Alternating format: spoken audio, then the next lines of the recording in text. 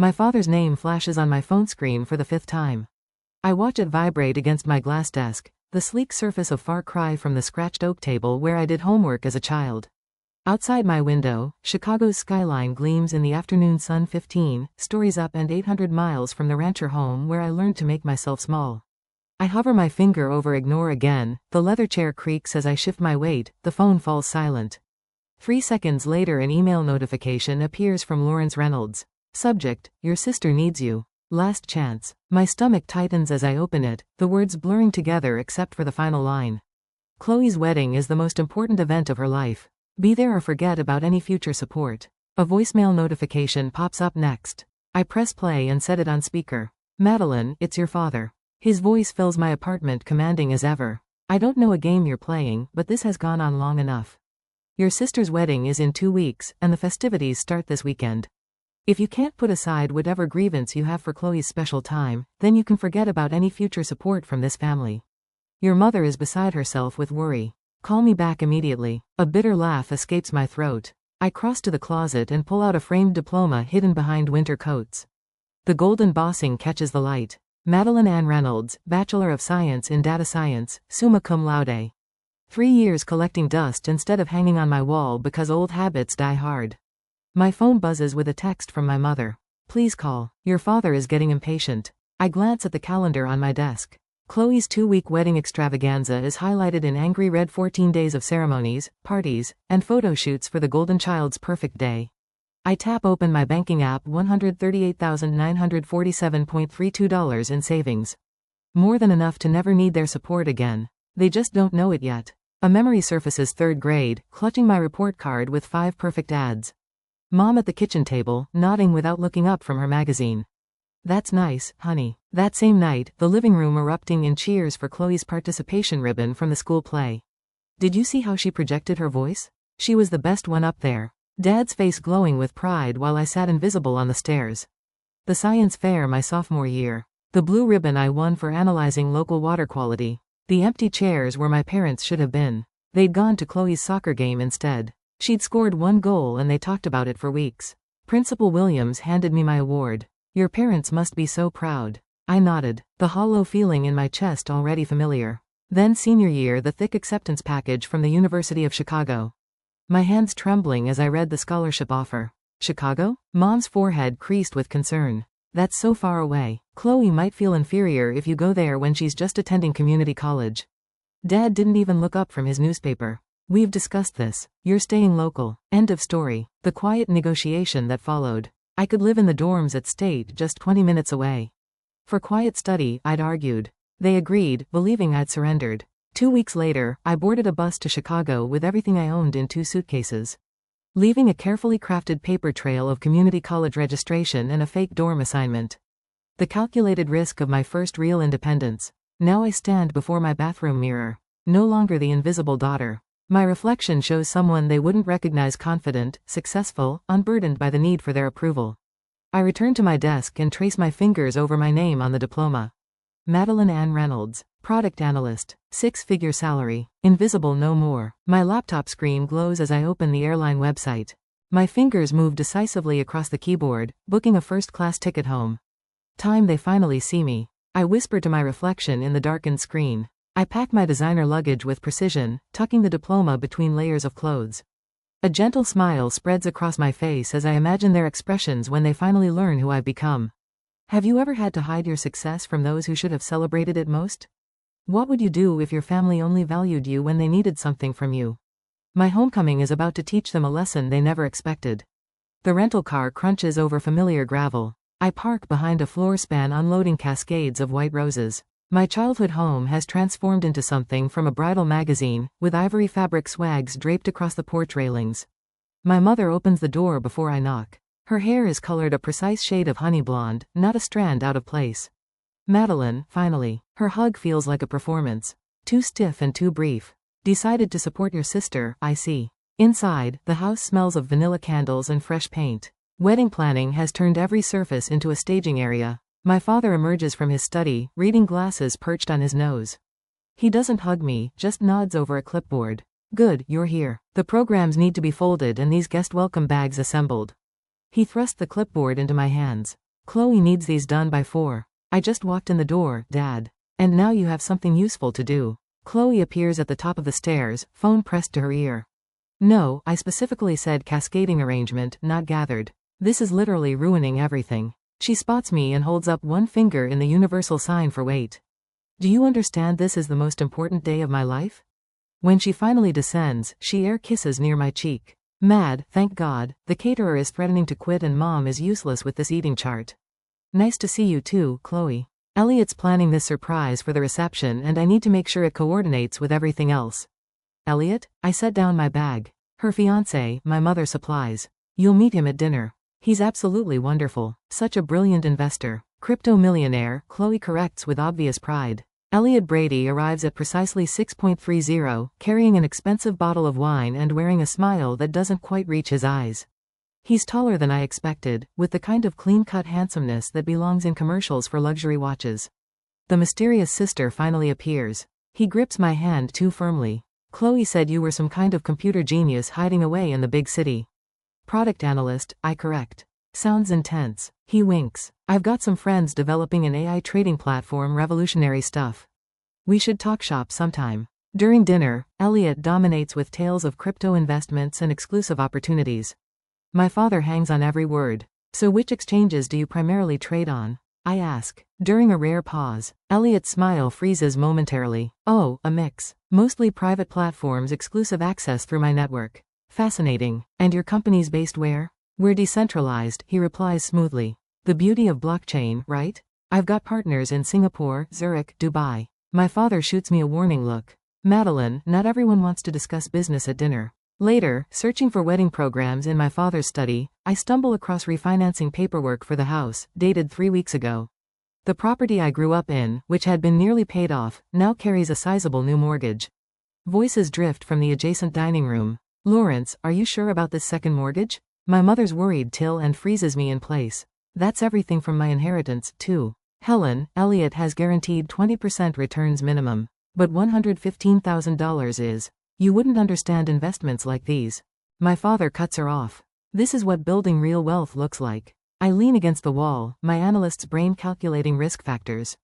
Second mortgage, family savings, inheritance.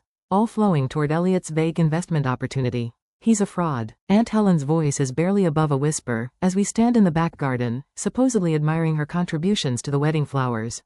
You see it too, I ask. She nods, her gray eyes so similar to mine sharp with concern. Your father won't listen to me. Started talking about how I've always been jealous of his success. Mr. Wilson down the street lost $50,000 in an exclusive investment opportunity last year. She continues, sounded awfully familiar when I heard about Elliot's proposals. Madeline? A familiar voice calls from the fence line. Mr. Thomas, my old science teacher, waves.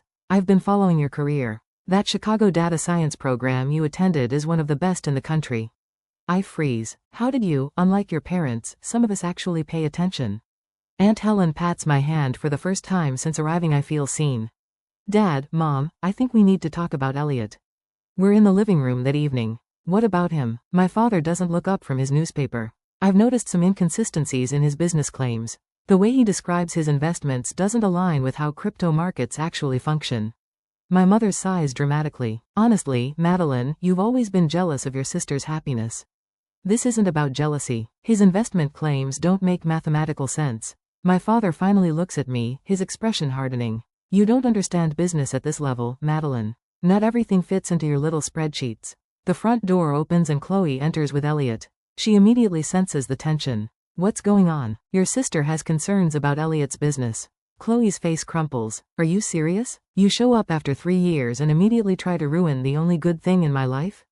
Elliot places a protective arm around her. It's okay, babe. Some people just don't understand innovation. I look at their faces defensive, dismissive, deluded and realize I've miscalculated. They don't want the truth. They want the comfortable fiction that makes Chloe special and Elliot a prince. The invisible daughter sees everything, but no one wants to look. When you see loved ones heading for disaster, how far should you go to protect them from themselves? Would you risk further rejection to save family who never appreciated you? I tuck myself into the corner booth at Rosie's coffee shop, the same spot where I studied calculus during high school. The vinyl seat squeaks beneath me, familiar yet foreign now. My laptop screen glows with open tabs, business registries, investment forums, social media profiles. 3 previous identities stare back at me. Ethan Lewis, Edward Lambert, Elliot Lawson. Now, Elliot Lawrence. My finger traces the pattern on the screen. Same man, different names, same charming smile, different victims. I sip my black coffee, its bitterness matching the taste in my mouth as I connect unmistakable dots. Need a refill, hon? Margie, the same waitress for my teenage years, appears at my elbow. Her eyes widen as she studies my screen. My cousin lost everything to a man who looked just like that, called himself Edward something. My stomach tightens. Lambert? That's it. She sets the coffee pot down. Investment scheme. Left town right before the wedding, broke her heart and emptied her savings. I pull up another browser window. Margie, would she talk to me? A woman in her 50s sits across from me 2 hours later, hands trembling around her mug. I thought I was special, Karen whispers. He made me feel chosen. My sister thinks the same thing. Karen slides a folder across the table. Pictures, bank statements, police reports that went nowhere. Her jaw tightens. He disappeared 3 days before our wedding, along with $60,000 and my mother's heirloom ring. The photographs confirm what I already know. The account statements show transfers to untraceable offshore accounts. The police reports detail 3 other victims with similar stories in 3 different states. I thank Karen and pack up my evidence. The wedding is 5 days away. The knot in my stomach tightens. Where have you been? Mother's voice cuts through the hallway as I step inside. The flower arrangements need checking and Chloe's having a meltdown about the place cards. I glance at my watch barely past noon. I was researching something important. More important than your sister's wedding? She thrust the checklist into my hands. Your father noticed your attitude problem. He says you've barely helped at all. A familiar weight settles on my shoulders. The invisible daughter now visible only for criticism. I find Chloe in the dining room surrounded by sample table settings and crumpled tissues. The calligrapher messed up the font. She glares at me through mascara as much dies. Where were you? I've been texting for hours. I check my phone. 3 texts, the first sent 40 minutes ago. You've always done this. Chloe sniffles dramatically. Disappearing when you're needed, then showing up to overshadow me. The accusation lands with practiced precision. For 23 years my existence has somehow both fallen short and been too much. I'm trying to help you, Chloe. By avoiding wedding preparations, by questioning Elliot's business, her voice rises. You can't stand that I found someone amazing while you're alone in Chicago doing whatever boring job pays your bills. I bite back the truth about my boring job. That pays twice what she's ever earned. Instead, I pick up a place card and examine the allegedly wrong font. I can call the calligrapher I offer. Dad already did. Chloe dabs her eyes. At least he supports me. The living room falls silent as I finish presenting my evidence. Printed screenshots, bank records, police reports, and Karen's signed statement you spread across the coffee table.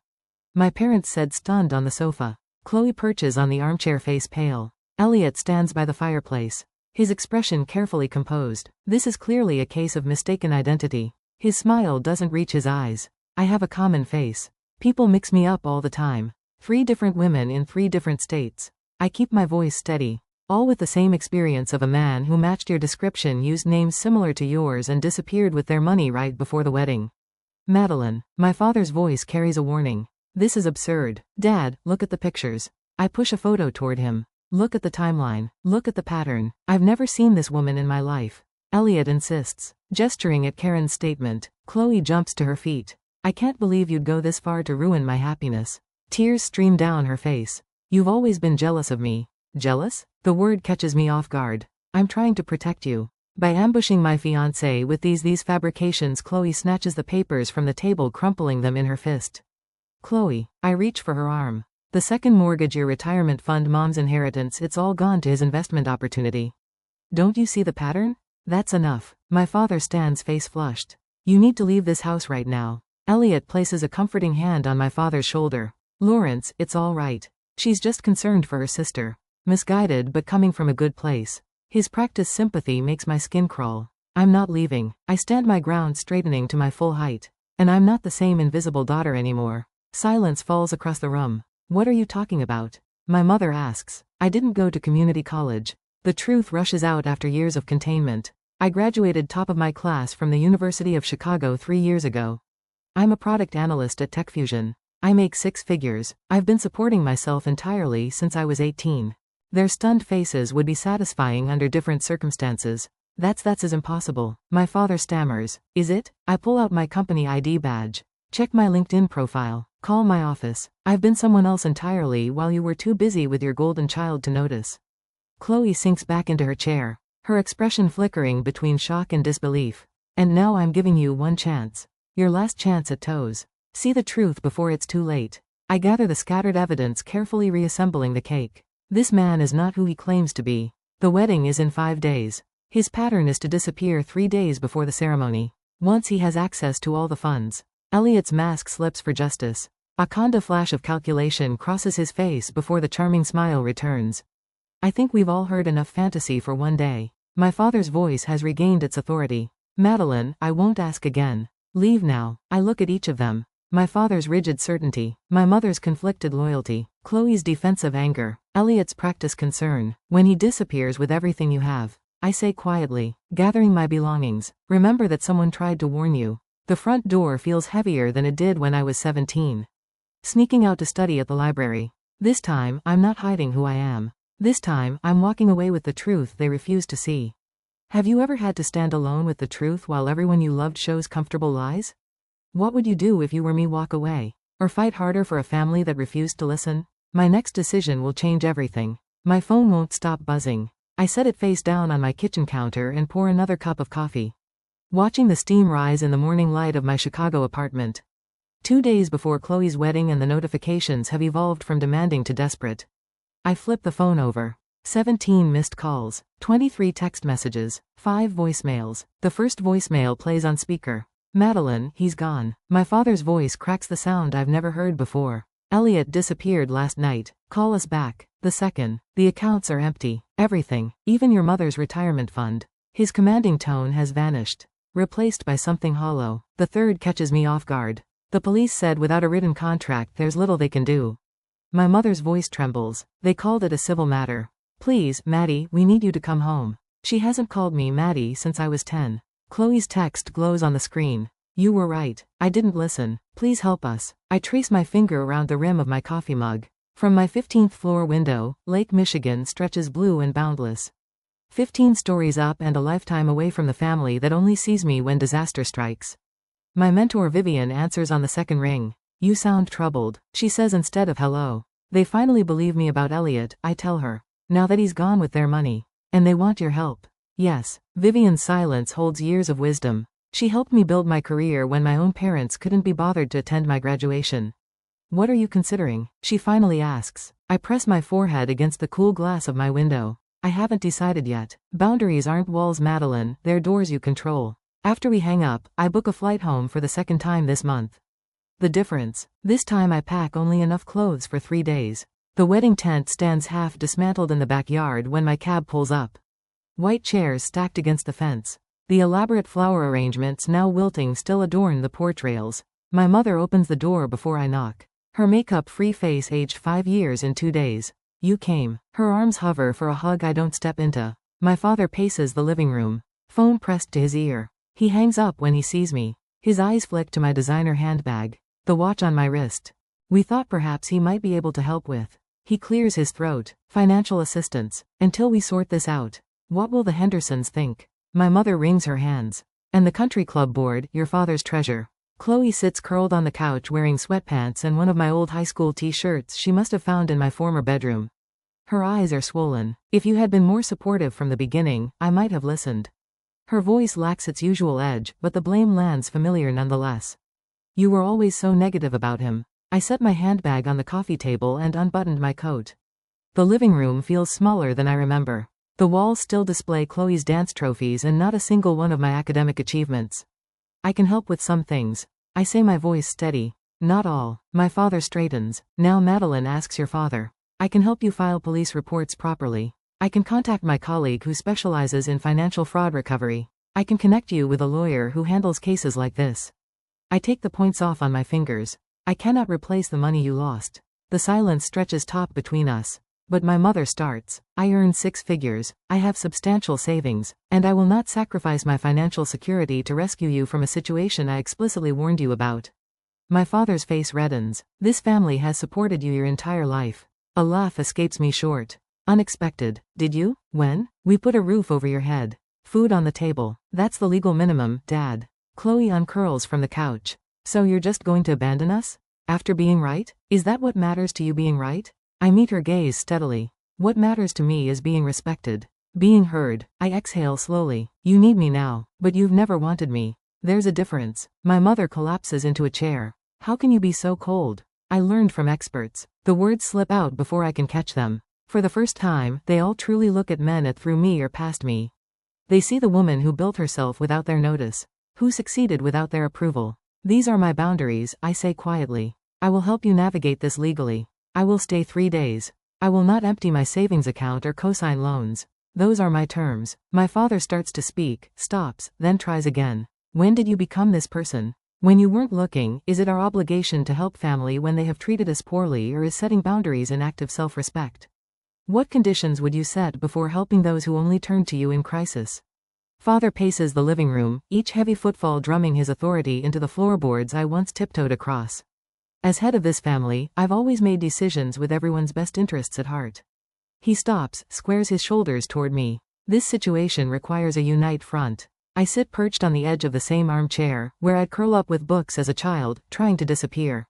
Not anymore. Mother wrings her hands, wedding ring clicking against her knuckles. Blood is thicker than water, Madeline. Surely you understand that now. The familiar weight of their expectations presses down. I straighten my spine. You've always thought you were better. Chloe's voice cracks. Her mascara-streaked face bears little resemblance to the beaming bride-to-be from wedding invitations still scattered across the coffee table. Perfect Madeline with her fancy job and big city life. I check my watch. They've been at this for 27 minutes. The coordinated pressure, the guilt, the attempt to make me fold like the paper dolls Chloe and I once played with. She got the pretty dresses. I got the torn scraps. When I was 8, I say, voice steady, I won the district spelling bee. You told me you couldn't come because Dad had an important meeting. Father's mouth opens. I raise my hand. I saw you both at Friendly's afterward with Chloe, celebrating her participation ribbon from field day. The silence hangs thick as summer heat. 10th grade. My science project on agricultural runoff won state recognition. The ceremony was the same night as Chloe's choir concert, where she sang in the back row. You chose the concert. Mother's gaze drops to her lap. My high school graduation you left immediately after, because Chloe had a day to prom and needed help with her hair. The grandfather clock ticks in the corner, marking seconds of uncomfortable truth. Christmas 2020. I got you each thoughtful gifts based on conversations we'd had that year. You gave me a generic gift card with the wrong name on it. The front door opens with a familiar creak. Aunt Helen stands framed in the doorway, clutching her purse like a shield.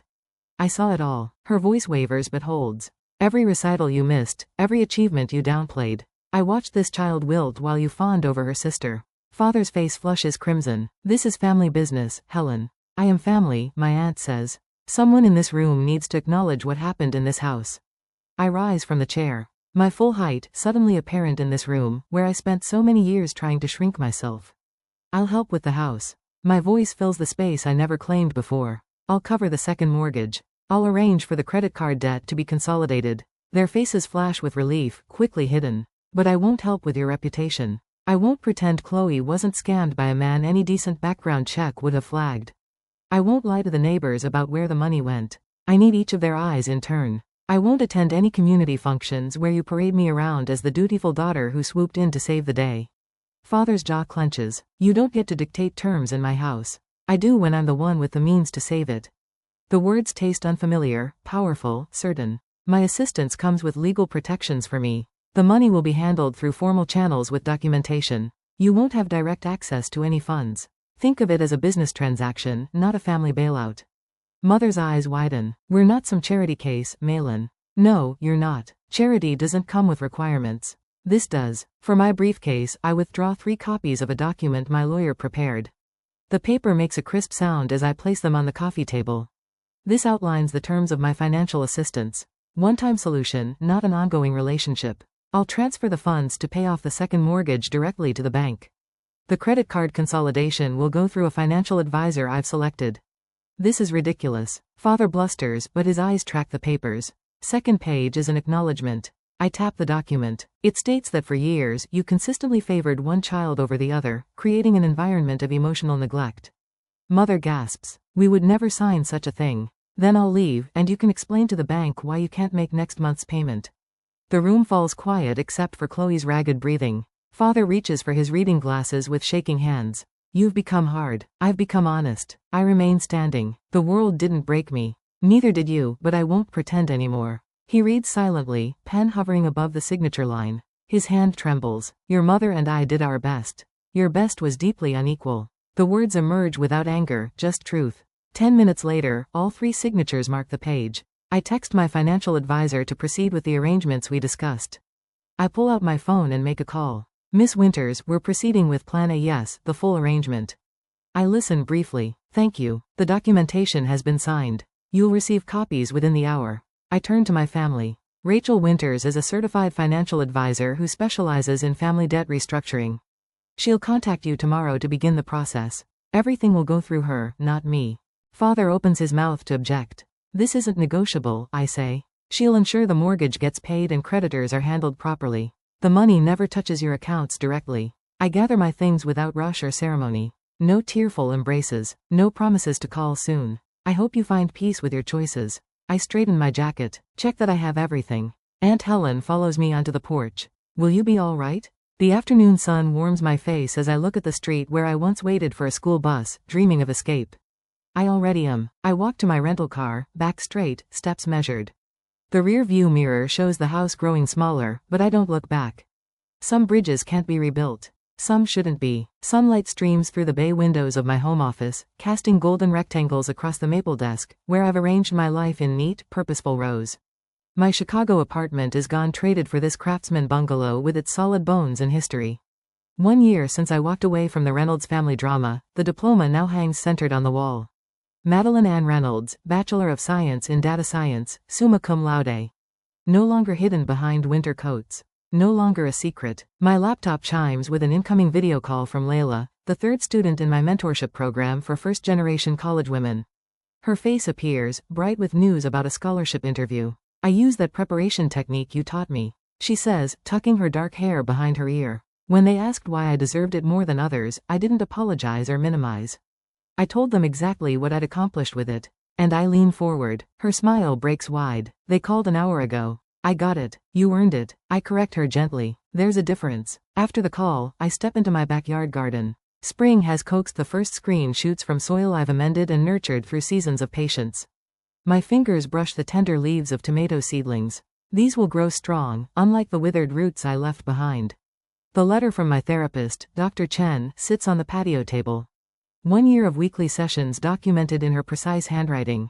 Patient demonstrates significant progress in establishing healthy boundaries and recognizing her inherent value separate from family validation. Wednesday afternoon still belonged to the community center where I teach financial literacy to young women. Last week, Tanya, quick-witted 17-year-old with a spark that reminds me of myself, spotted the warning signs in a pyramid scheme targeting her mother. I showed her the numbers don't add up. She told me, pride straightening her spine. My phone buzzes with Aunt Helen's monthly update. I scan the text. Dad and Mom still struggling to refinance the house. Chloe working part-time at the local bank, attending therapy twice a month. No mention of attempts to contact me directly. The boundary holds firm on both sides. The garden timer chimes. Time to prepare for tonight. The community center auditorium fills with steady applause as I walk toward the podium. The mentorship program I founded has been recognized for its impact on first-generation college students. The award feels substantial in my hands, glass and metal catching the light, solid and real. I scan the crowd as I speak. No empty chairs where parents should sit. Instead, Dr. Chen nods encouragingly from the 3rd row. My neighbor Mrs. Grayson, who brings me heirloom tomato seedlings, beams with unrestrained pride. Colleagues from work who value my analytical mind for exactly what it is. Friends who ask how I'm doing and actually wait for the answer. When I started this program, I tell the audience, I thought I was helping others find what I never had. What I discovered instead was that worth doesn't come from external validation. It grows from within when we truly see ourselves. Back home, I open my laptop to finalize details for the Reynolds Visibility Scholarship for academically accomplished students whose achievements have been overlooked. The essay question reads, describe a time your contributions went unrecognized and how you maintained your sense of value.